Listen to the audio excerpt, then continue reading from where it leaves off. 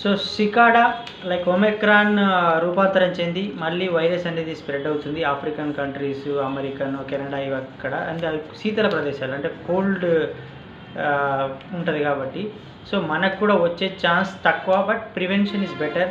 ఒకవేళ మన ఇండియాకు స్ప్రెడ్ అయితే మన బ్లాక్ దందా, ఫేస్ మాస్క్, ఇవి మెడిసిన్స్, శానిటైజేషన్ రేట్లు మాత్రం కావాలని పెంచుతారు. ఇప్పటికైనా మీ బాడీలో ఇమ్యూన్ సిస్టాన్ని పెంచుకోండి. సో స్ట్రెంగ్త్ ఏంటంటే స్ప్రౌట్స్ తినడం నేర్చుకోండి. అడ్డమైన జంక్ ఫుడ్ కాకుండా స్ప్రౌట్స్ తింటే, స్ప్రౌట్స్ పెద్ద ఖర్చు కూడా కాదు. మెయిన్గా 1000 రూపీస్ మోర్ దెన్ ఎనఫ్ ఒక ఫ్యామిలీ పర్ మంత్. అది మంచి ప్రోటీన్ ఫుడ్. నిద్ర మంచిగా తీసుకోండి. లంగ్స్ ఎవరైతే ఎఫెక్ట్ అవుతారో వాళ్ళు మాత్రం కేర్ఫుల్. వేడి వాటర్ తీసుకోండి. కొంచెం వ్యాయామం చేస్తే బెటర్. నిద్ర ఎక్కువ ఇవ్వండి. ఎవరైతే ఇలాంటి వైరస్కి ఎఫెక్ట్ అయినాయి అంటే ఒక సపరేట్ రూమ్ తీసుకొని ఐసోలేషన్కి వెళ్ళిపోవాలి. వేరే వాళ్ళకి ఎఫెక్ట్ కాదు.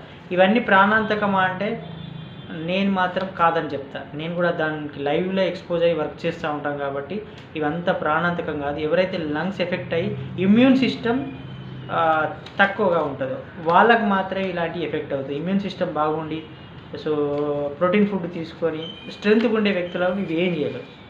సో ఎఫెక్ట్ అయినా క్యూర్ కావచ్చు. ఈ హాస్పిటల్స్ ఇక బ్లాక్ దందా ఇండియాలో స్టార్ట్ అవుతుంది. సో కేర్ఫుల్ అండి. ఇది ఒక అవేర్నెస్ వీడియో. ఇది నా ఒపీనియన్. మిగతా వాళ్ళ గురించి నాకు అవసరం. నా వల్ల ఒక్కరు కేర్ తీసుకున్నా అది సంతోషమే.